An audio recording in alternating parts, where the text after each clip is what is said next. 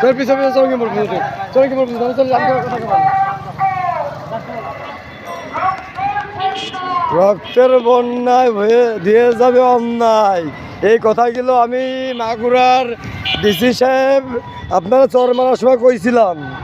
ঠিক আছে, চরটা আপনি খাইতেন না 5 আগস্টের। মাগুরার ওসি এসপি আপনাদেরকে বলা হয়েছিল। হ্যাঁ, এবং মিস্টার ওয়াকারুজ্জামান আপনার সাথে লাস্টে বেশ কিছুদিন এই মিটিংয়ে অনেক কথা হয়েছে। আমি মাগুরায় ওপেনে ঘুরে বেড়াচ্ছি, এখন ওপেনে ঘুরে বেড়াচ্ছি, এখন সব শান্তিতে আছে।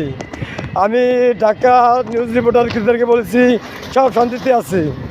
এখন যদি আমার এই দলবল নিয়ে যায়, আমি এতদিন একে একে বেড়াচ্ছি, দলবল নিয়ে যেয়ে যদি এক এক করে নিউজ রিপোর্টার সময়েতে আরম্ভ করে ভাঙা আরম্ভ করতে হয়, সময় নিউজ চ্যানেল, তারপরে NTV news channel, RTV news channel, ভুয়া নিউজ দেখানোর জন্যই, তারপরে ঢাকা ক্যান্টনমেন্ট, যশোর ক্যান্টনমেন্ট, ঠিক আছে, ক্যান্টনমেন্ট ভাঙা আরম্ভ করতে হয়।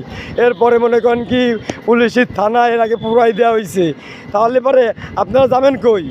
এই বাদ দিয়ে আপনাদেরকে বলা হয়েছিল আজকে রাত 8টার ভিতরে আমার বাড়ি বসার জন্যই। সুধীর বাড়ি আর কি পাচ্ছিস মিস্টার ওয়াকারুজ্জামান, নোটিশ চল তোর মায়ের দই সুদ বানে, তোর মানে নিয়ে আয় আমার বাড়ি বুতার বাল।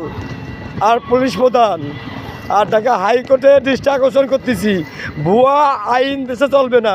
নতুন আইন কানুন লেখা হয়েছে, এই আইন কানুন সব পাস করে মাঠে ছাড়তে হবে।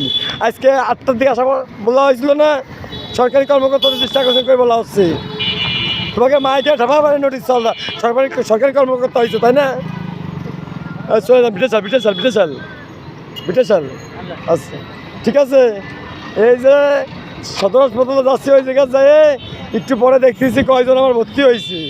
এরপরে তো ঠাপ আরম্ভ করতেছি, ঢাকা কলেজের সব স্টুডেন্টদের কাছে একটু পরেই নিউজ পাঠাচ্ছি। আজকে রাত্রিতে আগুন ধরতে পারে প্রত্যেকটা থানায়, শালা শোরের বাচ্চারা।